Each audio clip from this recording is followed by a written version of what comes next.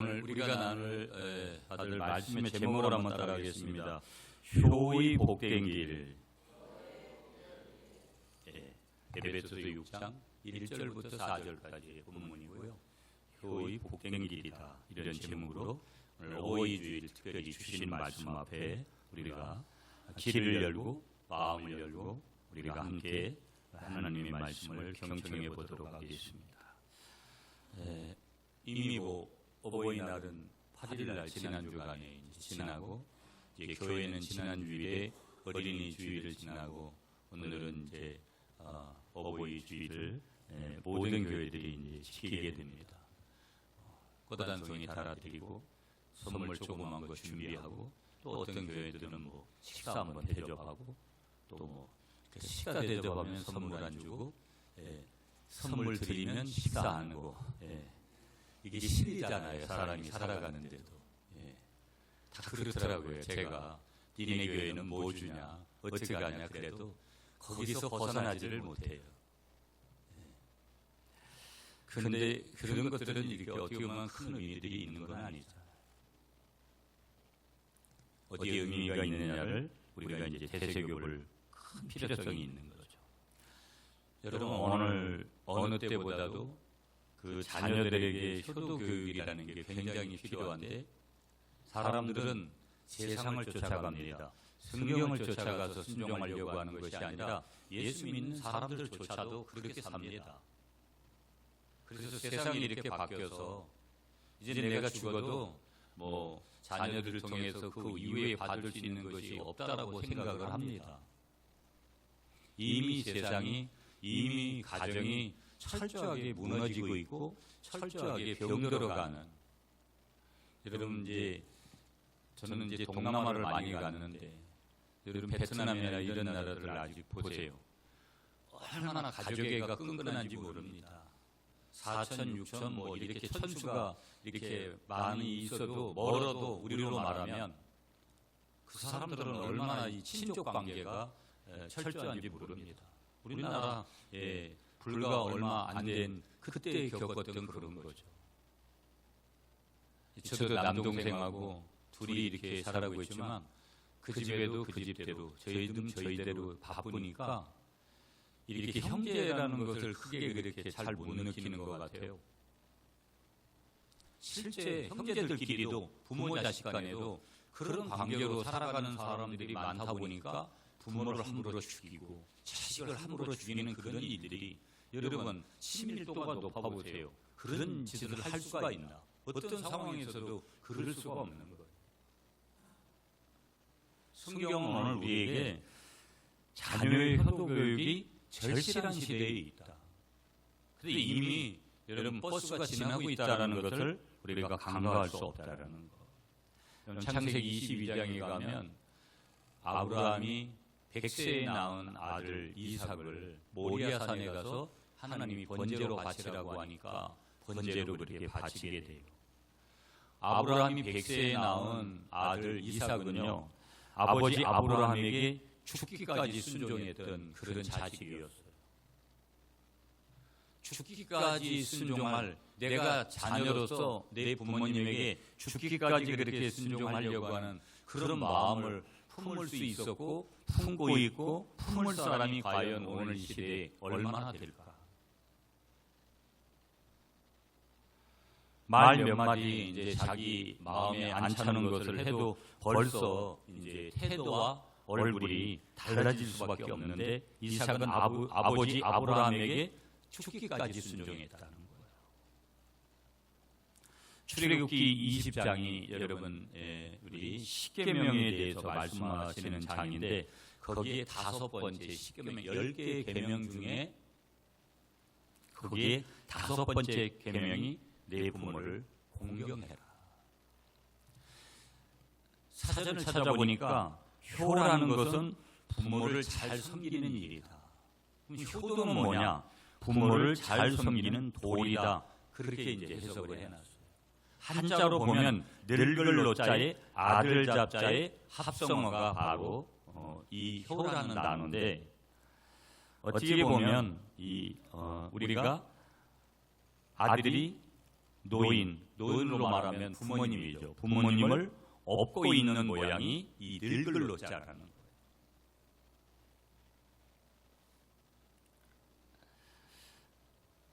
제가 우리 막내가 이 견출지에 써진, 저는 지금도 제가 1996년도 1월 첫째 주일부터 제가 구미시민교회 교육전도사로 중고등부 사역을 하라 31살에 제가 이제 사역을 갔어요.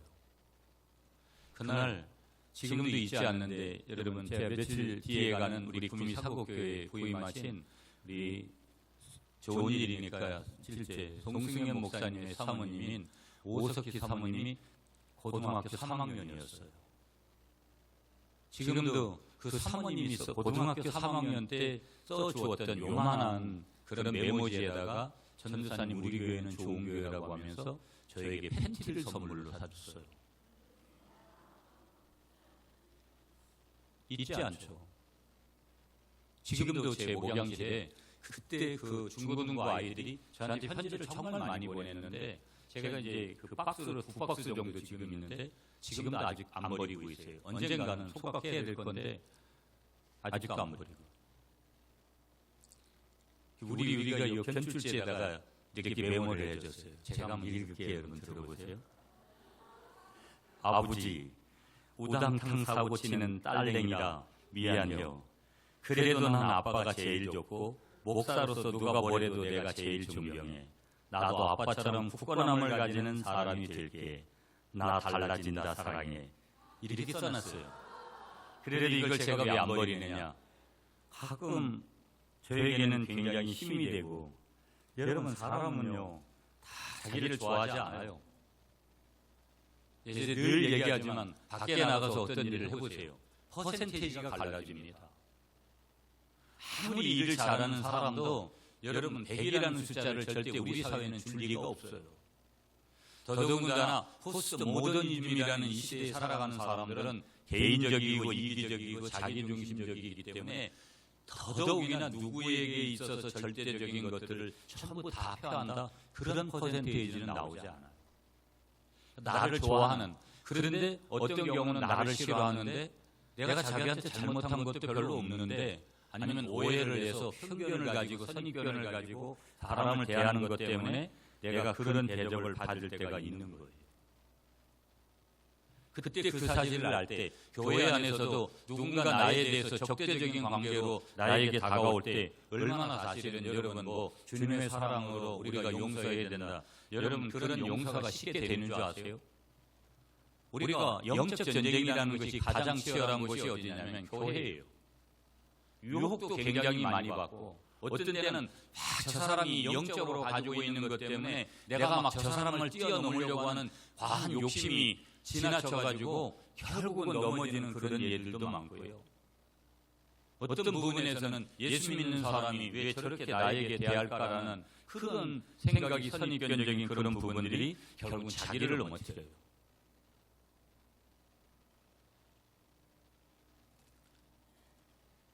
누군가 이렇게 우리 막내같이 또 이번 어버이 주일에도 이제 한 개를 줬는데 제가 먼저 이거 하나만 공개를 하는 거예요. 되게 감사하죠. 여러분들도 마찬가지고 부모의 입장에 계신 분들이 자녀들을 통해서 이번 어버이 주일에 여러분 섬김을 받으셨을 거잖아요. 저도 마찬가지로 또 그렇게 했고, 내일 또 이제 강화도에 가서 또 그럴 마음으로 제가 고향에 가는 거고, 또 우리 아이들도 밤늦은 시간에 또 저희들에게 그렇게 어버이날 이벤트를 해주더라고요. 돈도 줬어요.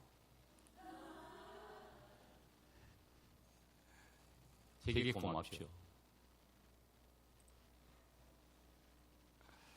그러면 우리가 여기서 이런 질문 한번 해볼까요? 우리가 부모를 공경해야 되는 이유가 도대체 뭘까? 성경이 왜 부모를 공경하라고 할까?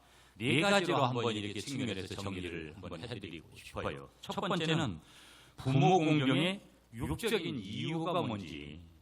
우리가 부모 공경을 해야 되는데 육적인 이유가 있다라는 거예요. 부모는 하나님과 함께 나에게 육적인 생명을 낳아주신 분이기 때문에 우리가 부모님을 공경해야 된다. 한마디로 말하면 나를 낳아주시는 분이기 때문에, 이 땅에 태어나게 하신 분이기 때문에, 인간의 생명이라는 거, 하나님의 형상을 닮아서 천하보다 귀한 가치를 가지고 있죠.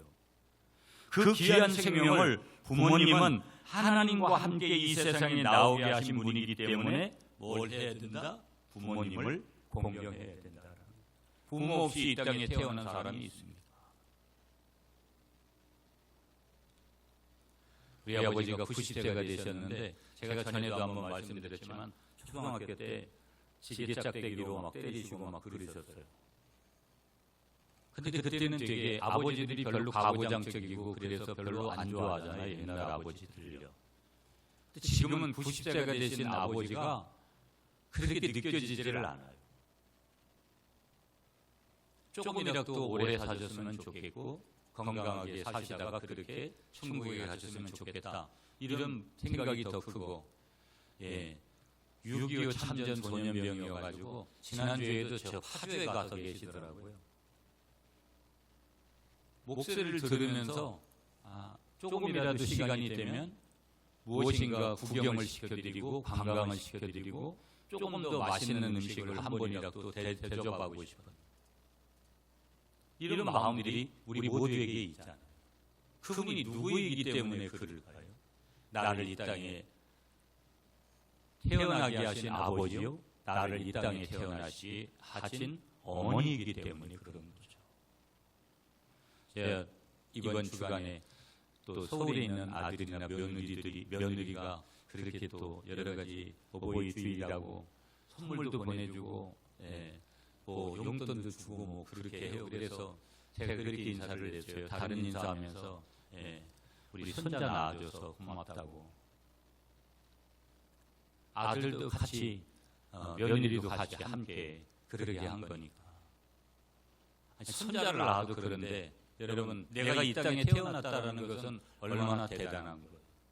그 육적인 그러한 이유 때문에 부모님을 공경해야 된다는 거예요. 아멘이시죠? 두 번째는 우리가 부모 공경을 해야 되는 이유가 뭐냐? 윤리적인 이유 때문에 그런 거예요. 윤리적인 이유. 부모님은 하나님과 함께 나를 키우시고 보호해 주셨다라는 거예요. 저도 맞이기 때문에 얼마나 귀하게 그렇게 우리 어머니가 얼마나 귀하게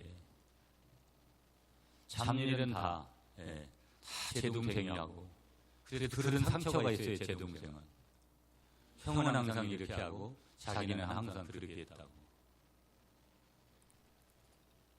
따라서 그분들의 수고의 은혜에 보답하기 위해서 뭘 해야 되는 거냐? 부모님을 공경해야 된다. 나를 케어해주고 보호해주셨기 때문에, 윤리적인 이유 때문에. 세 번째 부모 공경의 이유가 뭐냐면요, 여러분 성경적인 거예요. 구원론적인 이유가 있는 거예요. 내가 부모를, 오늘 성경도 그렇게 말씀하고 있지만, 내가 부모님을 공경해야 부모님으로부터 하나님의 복음과 하나님의 말씀을 전수받아서 나의 영혼이 구원을 받을 수 있기 때문이다. 여러분, 전 모태신앙인데 모태신앙이 얼마나 감사한 거예요. 어머니 뱃속에서부터 내가 예수님을 알았다는 것은, 여러분 군대 가서 예수 믿은 사람보다, 여러분 늦게 예수님 믿은 사람보다, 늦게 예수 믿고 군대 가서 예수 믿는 게 잘못됐다라는 것이 아니라, 어쨌든 좋은 긍정적인 측면에서는 모태신앙이라는 것은 하나님의 전적인 은혜의 축복이라는 거예요. 그 부모님으로부터 복음을 받아들이고 부모님을 통해서 그 말씀을 전수받아서 나의 영혼이 구원받게 되어진 거. 그래서 하나님의 말씀을 맡은 자가 되어질 수 있는 귀한 은혜를 받았기 때문에, 그 구원론적인 성경적인 이유 때문에 부모님을 공경해야 된다. 네 번째 이유가 뭐냐면, 인성교육 측면에서 우리가 한번 그 이유를 찾아본다면, 부모님을 공경하는 것을 통해서 나의 영혼이 좀 전에도 말씀드린 대로 구원을 받게 되고 하나님의 말씀을 맡은 자가 되면 하나님의 형상을 닮은 행동을 할 수 있게 되는 거예요. 모든 일반 교육이든 신앙 교육이든 하루아침에 되는 게 없어요. 성경적인 교육을 5살이 되면 그때부터 시작하지 않으면 여러분 머리 큰 자녀들이 말을 듣습니까? 지금 와서 생각하면 내가 좀 더 신앙생활 잘해서 내가 자녀들에게 신앙적인 부분들을 내가 아무리 돈 많이 물려주고 그런 것들보다도 그게 중요하다는 것을 어느 순간에 깨닫게 돼요. 어느 순간에 가면. 기독교에서 하나님의 형상을 닮은 행동을 한다는 것, 성경적으로 살아간다는 것, 그것은 인성교육이 된 인간다운 인간이 되었다고 말할 수 있는 표징이에요. 증거라는 거예요. 내 자식 다른 데 가서 자랑하고 싶은 그런 것들이 참 많잖아요. 그런데 어떤 때는 내 자식이 자랑할 거리들이 많아야 되는데 내 자식이 흠이 많은 그런 부분들이 있을 때 얼마나 여러분 창피하기도 하고 답답함을 느껴요. 인성교육이라는 것도 하루아침에 그렇게 되는 게 아니에요. 그러니까 우리가 부모님을 공경해야 될 이유가 4가지라는 거예요. 육적인 나를 이 땅에 태어나신 것 때문에, 두 번째는 나를 지금까지 키워주신 이유 때문에, 세 번째는 그 부모님의 영적인 그런 은혜를 통해서 나에게도 구원의 귀한 은혜들을 하나님이 주신 것 때문에, 또 하나님의 형상을 담은 그런 인성적인 교육을 해주신 분이 나의 부모님이기 때문에 뭘 해야 되는 것이냐, 바로 내 부모님을 공경해야 된다는 것을 오늘 이 아침에 믿으시는 여러분들이 되시기를 축복합니다. 자, 오늘 에베소서 6장 본문에 우리 배경을 한번 보면 바울이 에베소 교회에 보내서 권면하는 말씀이에요. 그 권면의 내용이 뭐냐면 에베소서 전체의 맥락을 보면 교회와 가정의 삶이 그리스도 안에서 새롭게 되어야 된다는 게, 새롭게. 이걸 성화라는 거예요. 계속해서 성화되어지는 거.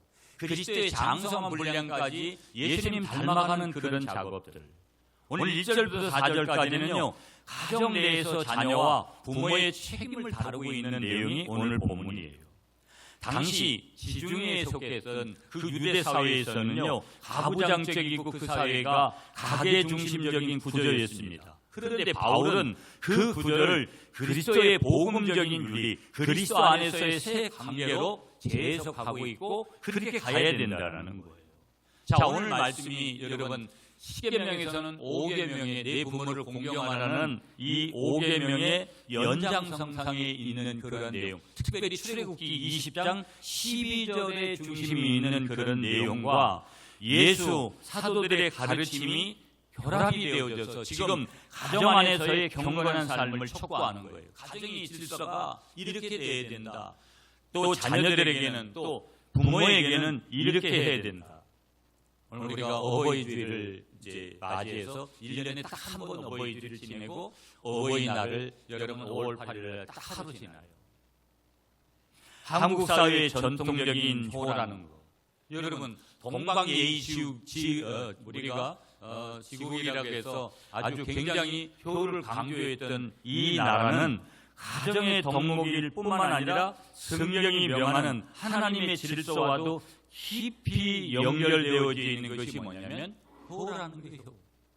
성경은 철저하게 우리에게 뭘 가르치는 거예요? 부모에게 효도할 것을 정확하게 가르치는 거예요. 부모에게 효도하는 그런 자녀가 장수하는 것뿐만 아니라 매사의 모든 것들, 설령 그런 외형적인 조건이 나에게 주어지지 않는다 하더라도 하나님 마음이 효도하는 자녀를 기뻐하고 있다는 것을 성경 여러 곳에서 말씀합니다. 오늘 보면 에베소서 6장 1절부터 4절은요, 단지 윤리적인 우리에게 사람 됨됨이만을, 그런 규범만을 우리에게 요구하는 게 아니라는 거예요. 그런 복음 안에서 서로가 어떻게 사랑과 책임을 다할 것인가, 부모는 부모대로, 자식은 자식대로, 자식이 부모에게, 부모가 자식에게 어떻게 서로에게 사랑의 책임을 다할 것인가를 보여주는 말씀이고요. 그래서 오늘 말씀을 통해서 자녀와 부모가 각각 하나님 앞에서 어떤 태도를 가져야 되는지, 그리고 그리스도인의 가정이 어떻게 세워져 가야 되는지 우리가 오늘 본문 말씀을 통해서 우리 3가지로 보려고 해요. 첫 번째 메시지, 오늘 에베소서 6장 1절이에요. 여러분이 1절 말씀 다 같이 읽어주세요. 시작.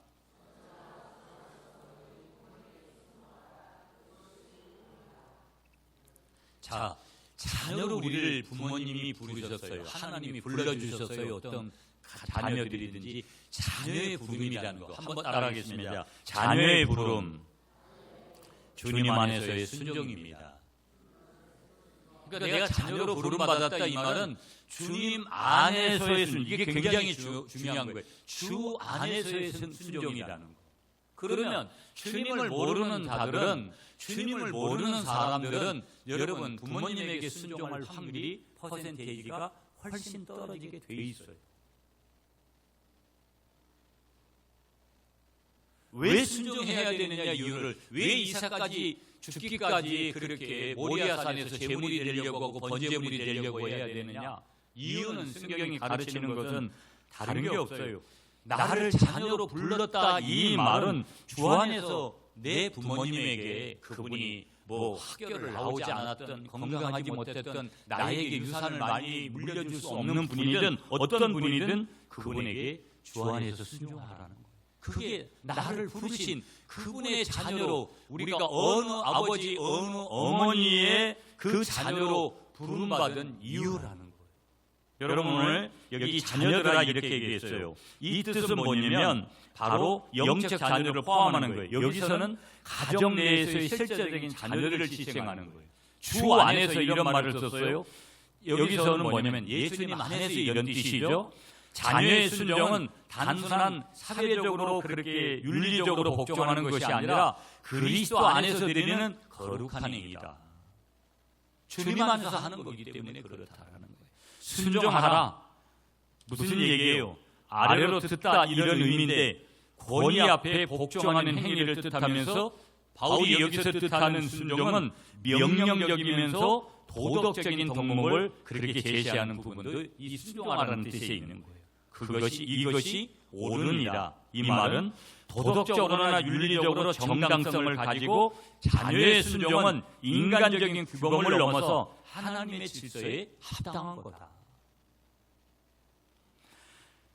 저와 여러분들이 어느 아버지 어느 어머니 밑에서 우리가 태어나게 되는데 그 자녀의 순종은 단순한 명령 수행이 아니라는 거예요. 그럼 뭐냐?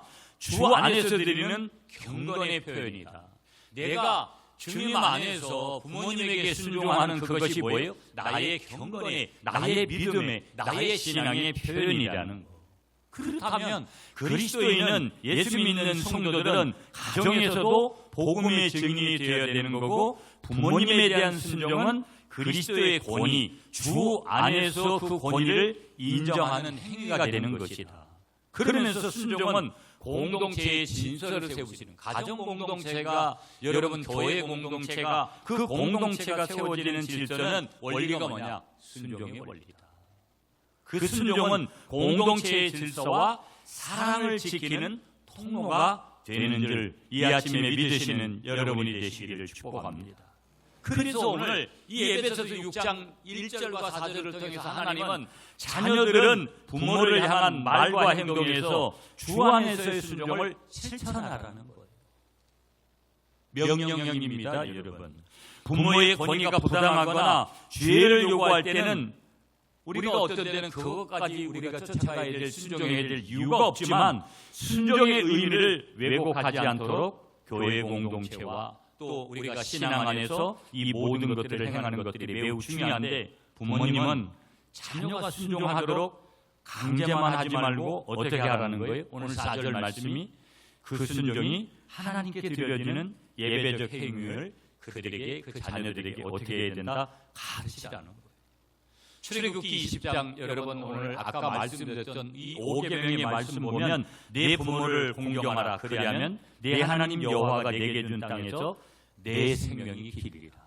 아하, 오래 살게 되는구나. 그런 욕심에만 우리가 매몰돼서 우리가 이 부모님의 말씀에 순종하는, 그러면 이미 벌써 말씀을 왜곡하는 거예요. 그런 것이 내게 주어지지 않을지라도 부모님을 공경하는 것이 먼저라는 거예요. 골로새서 3장 20절에 자녀들아 모든 일에 부모에게 순종하라, 이는 주 안에서 기쁘게 하는 것이니라.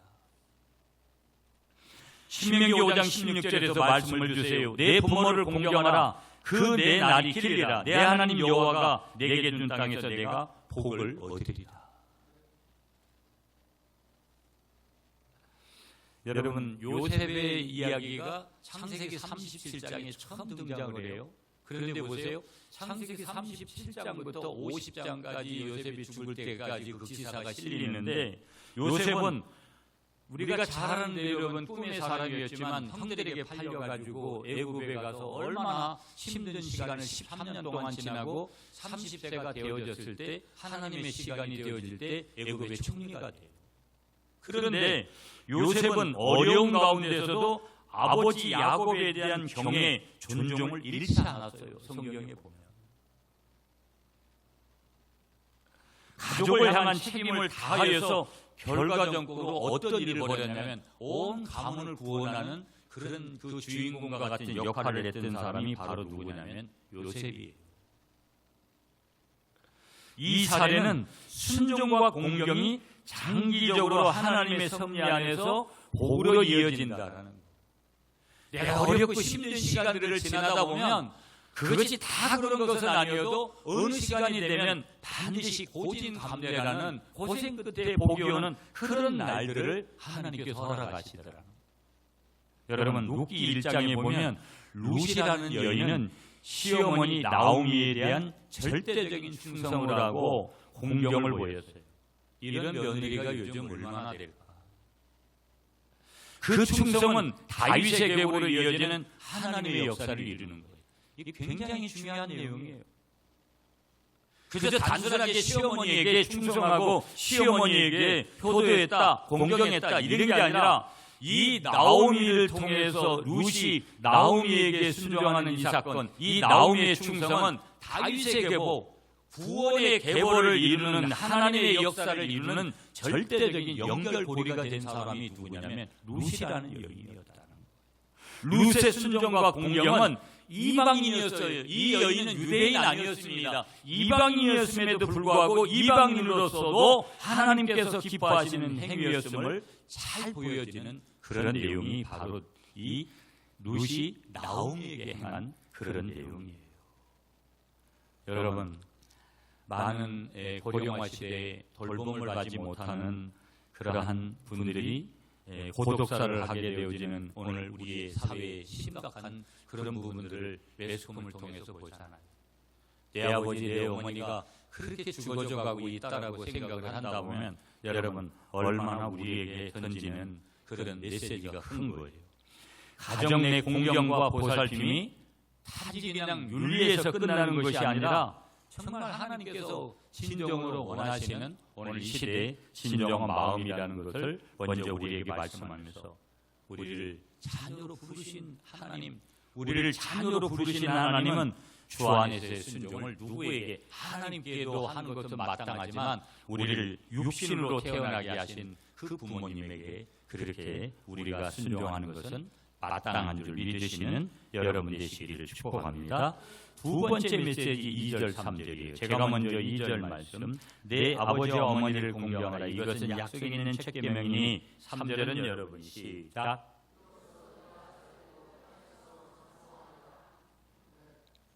자, 공경의 약속은 두 번째, 복과 장수의 언약을 우리에게 선물로 약속하더라는 거예요. 자, 이 부모 공경의 약속은 복과, 내가 복을 받고 자녀로서 복을 받고 내가 장수하는 하나님의 언약을 우리에게 주신다. 한번 따라하세요. 공경의 약속은 나에게 복과 장수의 언약을 주십니다. 여러분, 여기서 공경하라는 이 단어 굉장히 중요하죠. 존중하고 가치 있게 대해라. 단순한 감정 이상의 행동을 표현해라. 여기 약속이라는 거, 여러분 신적 약속이죠. 뭐 이건 여러 번 제가 말씀드리는 내용이니까. 여기 장수하다, 여기서는 뭐예요? 긴 기간을 얘기하는 거예요. 복과 안전을 얘기하는 거고 지속적인 하나님의 축복을 얘기하는 거예요. 그러면 공경은 하나님의 섭리와 축복의 통로인데 오늘 5계명의 약속은 단지 세속적인 장수만을 말하지 않는다라는 거예요. 삶의 온전함과 공동체적인 번영, 부모 공경이라는 것, 부모님을 우리가 공경한다는 것은 하나님의 질서에 순응하는 삶의 방식이라는 것을 우리에게 말씀하는 거예요. 그러므로 가정 내에서 공경을 실천하는 구체적인 방법이 뭘까요? 그거는 부모님에게 존칭과 예의와 의사 결정에서의 존중과 기념일과 기도에서의 부모님을 기억하는 것과 물질적으로 정서적으로 돌봄의 우선순위를 우리 나를 낳아주신 부모님에게 두는 거예요.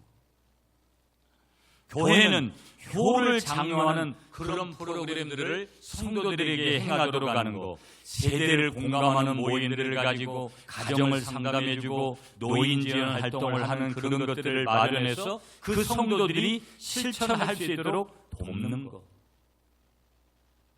그래서 신명기 5장 16절에 내 부모를 공경하라, 내 날이 길리라, 내 하나님 여호와가 내게 준 땅에서 내가 복을 얻으리라 말씀하여 주시는 줄 믿습니다. 두 번째로 말씀드렸던 내용이 바로 뭐냐? 우리가 공경의 약속이 뭐냐? 복과 장세의 언약이다. 다시 여러분 돌아가서 3절을 여러분 보세요. 내가 잘되고 땅에서 장수할 거다. 그게 아닐지라도, 그게 주어지지 않는다 하더라도 부모님을 공경하는 것은 마땅한 것이다. 한 개만 보면서 오늘 말씀을 정리해 보려고 해요. 마지막 4절 말씀이에요. 여러분 4절 말씀 다시 여러분이 시작.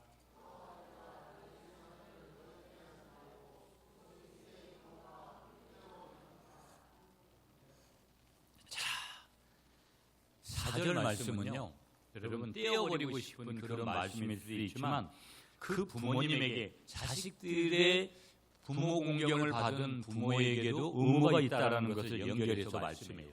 그 의무가 뭐냐면 아비들의 책임이에요. 그 아비들의 책임, 부모님의 책임이 뭐냐? 여기서 그렇게 분명히 말씀하세요. 한번 따라하겠습니다. 오직 주의 교훈과 훈계로 양육하라. 이게 부모님의 책임이라는 거예요. 오직 주의 교훈과 훈계로 양육해라. 그러니까 다른 말로 하면 주의 교훈, 훈계, 여러분 뭐예요? 하나님의 원리, 성경의 원리, 성경적인 가치관, 성경적인 기준, 성경적인 규범, 성경이 말하고 있는 하나님의 뜻대로, 계획대로, 의도대로, 목적대로 그렇게 누구를, 나의 자녀들을 뭐 하라는 거예요? 양육해라. 가르쳐라. 지도해라. 이렇게 지금 말씀하는 게 아비들아, 가정의 영적 도덕적인 책임자가 누구예요? 부모님이라는 거예요. 아비들이라는 거예요. 노엽게 하지 말아라. 성내게 하다, 분노케 하다. 노여움과 자절을 야기하는 방식의 교육이나 학대적이고 모욕적인 처우를 금해라. 그리고 주의 교훈과 훈계로, 바울은 훈육의 중심을 주의 그리스도의 가치, 다시 말하면 예수님 중심적인 그러한 말씀 중심적인 그런 기준대로 해라. 예수님께서 원하시는 그 기준대로 해라. 부모님, 특히 아버지는 자녀를 통제하는 그런 자가 아니라 그리스도의 가르침 안에서 영적으로 도덕적으로 성장시키는 그런 자로 누가 부름을 받았느냐? 아버지로, 어머니로 부름받았다. 그러므로 훈육하라, 양육하라, 훈계하라 이렇게 하는 것은 사랑으로 해야 되고 분노와 모욕이 아니라 그 하나님의 사랑으로 그렇게 할 때 그 자녀가 건강하게 그렇게 자라게 되고 성장하게 되는 줄 믿으시는 여러분들이 되시기를 축복합니다. 골로새서 4장 3장 21절 말씀 주세요. 아비들아, 너희 자녀를 경노하게 하지 말지니 낙심할 거 아니라 그렇게 하면 낙심하게 될 수도 있다라는 거예요. 잠언 22장 6절에 마땅히 행할 길을 아이에게 가르치라. 그리하면 늙어도 그것을 떠나지 아니라 히브리서 12장 7절부터 12절에 너희가 징계받는 것은 다 그 자식으로 받는 징계라. 여러분 성경에 통일왕국의 이스라엘의 두 번째 왕이 다윗입니다. 초대 왕이었던 사울이 40년, 다윗이 40년, 그의 아들인 솔로몬이 40년, 120년 동안 통일 왕국을 이루면서 이스라엘을 통치하게 하나님께서 왕권을 그들에게 주세요.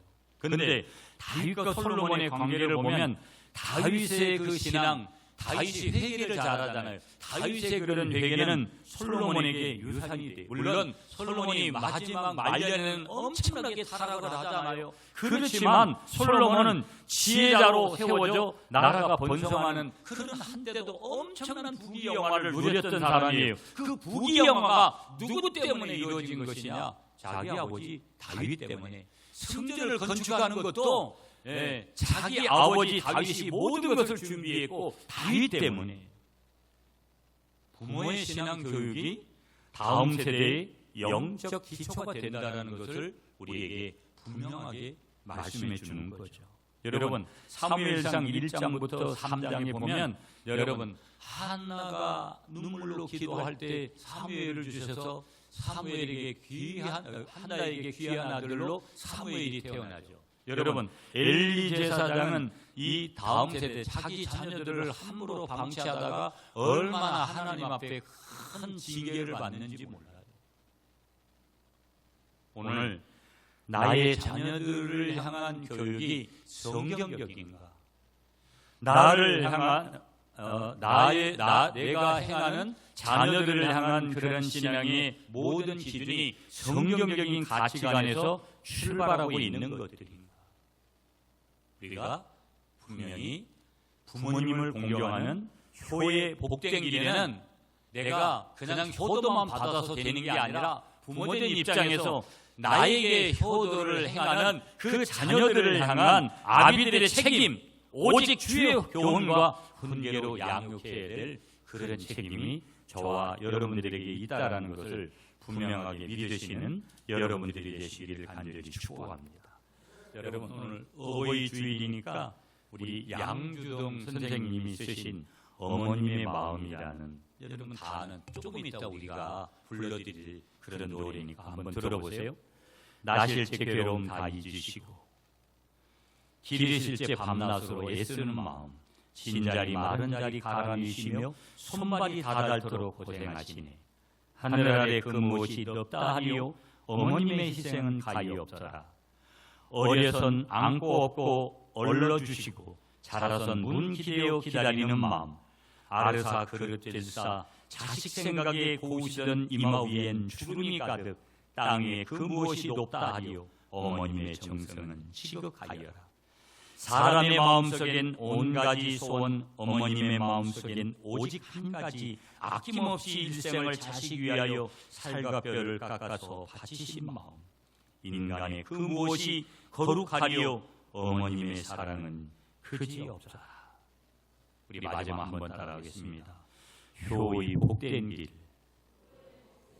오늘 말씀 앞에 경청하시고 들려온 말씀 앞에 순종하시는 여러분이 되시기를 축복합니다.